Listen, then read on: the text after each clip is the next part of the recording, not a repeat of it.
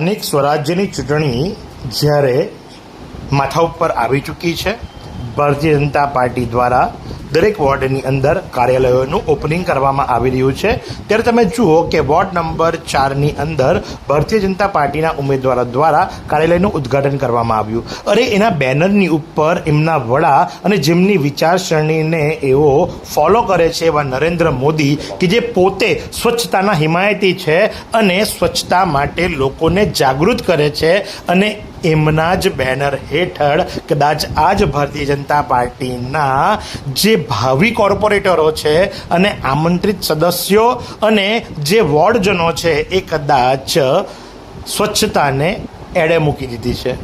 મહાનગરપાલિકા દ્વારા ત્યાં જ 2 ડસ્ટબિન મૂકવામાં આવ્યા છે. અરે એટલી પણ તસદી ન લેવાય કે એ કચરો જે ખરો નાસ્તો કર્યા બાદ જે ડીશો જે ખરી એ કચરા પેટીમાં મૂકી શકે. એક બાજુ પાર્ટીના અગ્રણી શિરોમાન્ય કે જેની આઈડિયોલોજીને આખો દેશ ફોલો કરે છે, એને કદાચ આ જ પાર્ટીના નગરસેવકો અને ઉત્સાહી કાર્યકરો ભૂલી ગયા હોય એવું સ્પષ્ટપણે નજરે ચડી રહ્યું છે.